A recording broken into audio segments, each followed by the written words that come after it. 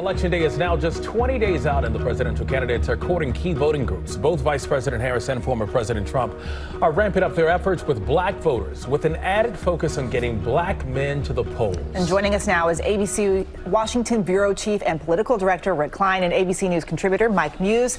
Rick, let's start with you. It seems Vice President Harris is really stepping up her push for the black vote. What do you make of that?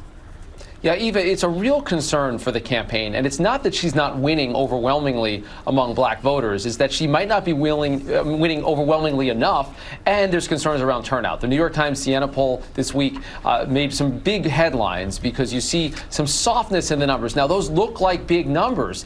Think about what that means, but it actually is lower than it's been in previous election cycles. It's lower, actually, than it was in even our ABC Ipsos poll this week, and there's a particular problem among black men that the campaign has identified that is borne out in the polls. She just isn't winning among men of color by the kinds of numbers that you would need to. You know that there's a big divide in this country when it comes to race and also on gender. And this is a concern that the campaign is trying to address any way it can, whether that's Barack Obama or podcast interviews or anything they can do to try to close that gap and motivate particularly black men to vote. Because, again, they might win by a lot, but they need them to also show up in large numbers. So, Mike, let's talk about it. It was last week that the former president, Barack Obama, caught some heat for calling out black men for their lack of support for Vice President Harris. It touched on a lot of nerves.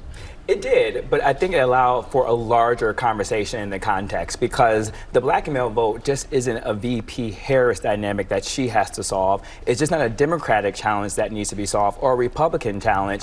It's how black men look at the political system and parties altogether, and the fact that the wholeness of black men has not been addressed. The only time we discuss black male issues is when it comes to criminal justice reform, but we never talk about the wholeness of black men when it comes to health, when it comes to education, when it comes to home ownership, when it comes to small businesses and startups. It only is around criminal justice. And that is a frustration that black men have around the country. I've been writing about this since 2020, and we are now just getting to the point where it's becoming a sense of urgency, like, okay, we probably do need to start talking about more issues besides just criminal justice. So what do these undecided voters need to hear from the vice president before Election Day?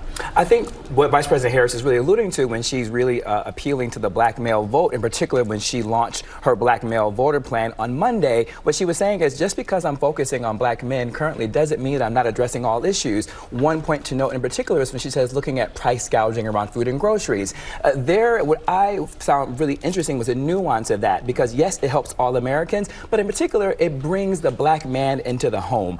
There's so often these racial tropes that exist out there that are false, that black men are not part of the home, that black men are not single fathers who are actively raising their children. Grocery prices affect them too as well. The other thing that I found very interesting is that she's looking to institute a national health equity initiative for black men in particular. We hear so many other conversations around women's health, breast cancer, but you know what? Black men at an alarming rate have high propensities to have prostate cancer, colon cancer, sickle cell anemia. And so she wants to create this initiative to focus on that. So how can we look at other health outcomes? Again, focusing more on the holistic aspect of the black man besides just the criminal justice. And lastly, education. I've written so many articles around black boys are less likely to be reading proficient at the end of third grade going into fourth grade, and they're more likely, if they're not by that time, on the school to prison pipeline. What she is addressing in this plan is that she wants to see more black male teachers, particularly in elementary schools, to be more adaptable and relatable, to figure out how can you create curriculums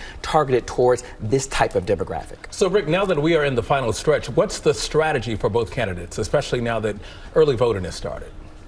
Yeah, look, Marco, they're trying to reach voters wherever they can, including by going outside of their comfort zones. We're going to see Kamala Harris doing her first Fox News interview of the election cycle today, and we're seeing former President Trump showing up on Univision, a network with a primarily Hispanic audience that has not been too kind to him in the past. You're also seeing both campaigns trying to schedule an interview with the Joe Rogan podcast, trying to reach male voters in particular, those undecided voters, base voters, you name it. That is the name of the game in almost every state. And again, the trick now is to try to break through the noise, because there is so much going on. The campaigns are trying to find a closing message. One thing Harris is focusing on, what she views as the Trump threats to democracy. She's there with more than 100 Republican officials who are very much warning about the potential for another January 6th type situation. All right, Rick Klein, Mike Muse, it's good to see you, gentlemen. We appreciate it.